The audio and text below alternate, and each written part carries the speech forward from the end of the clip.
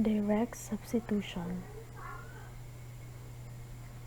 that is, limit of a function as x approaches c equals f of c, wherein you're just going to substitute c for x.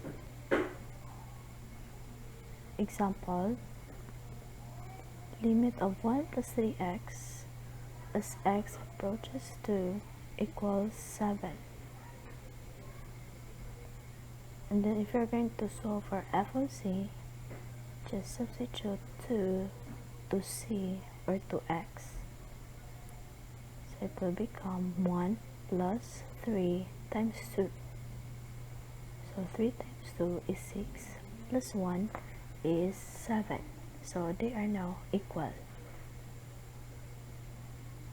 For example 2, limit of x squared plus 1 as x approaches -1 equals 2.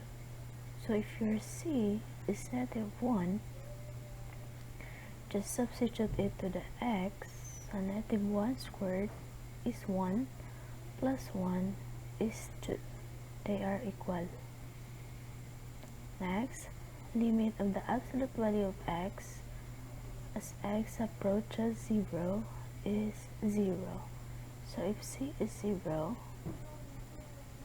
then equals 0. Next, f of x is equal to the absolute value of x if x is not equal to 0, and 2 if x equals 0. As you can see, this example is for piecewise function. And then, if you are going to get the limit of the function, which is absolute value of x, the answer is 0. But if we are going to have the f of c, so c here is 0, so that is equal to 2 because we are just going to use this function from the condition that x equals 0, the function is 2. Another, f of x is equal to x plus 1 if x is less than 4, and x minus 4 squared plus 3 if x is greater than or equal to 4. So since the conditions here are from the left and from the right,